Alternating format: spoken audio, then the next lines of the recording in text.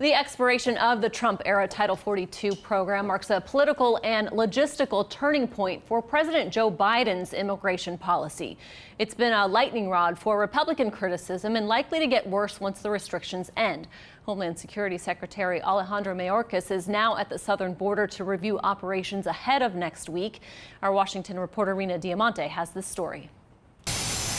Homeland Security Secretary Alejandro Mayorkas arrived at the Texas-Mexico border Thursday, 1 week before the end of Title 42, the health emergency declaration that allows border officers to turn away migrants without giving them a shot at asylum. But Texas authorities say they already are seeing an uptick in attempted migrant crossings. As a border city, we have a responsibility to provide a service for our country and make sure that everybody's treated with dignity and respect. President Donald Trump implemented Title 42, and for months, the Biden administration has been rolling out new policies in anticipation of its end. One new policy requires migrants to schedule an appointment for an asylum interview through a new app that has been difficult for many to use. Migrants could be barred from the U.S. for 5 years if they show up at the border unlawfully. Those who don't try to seek protections in the countries they pass through on their way to the U.S. could also be disqualified for asylum as well. These policies are trying to discourage people from migrating.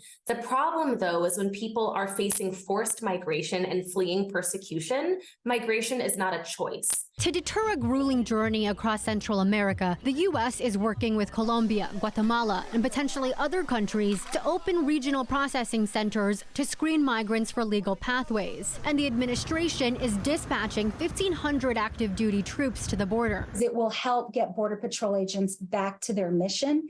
We have to be able to know who's coming in. The more agents we can get back to the line of duty, the better. In Washington, Senate Republicans continue to doubt the administration's ability to respond to the expected influx. I have zero confidence that the new procedures that the administration is putting in place, unless the Biden administration is actually going to follow through on expedited removals in place of Title 42,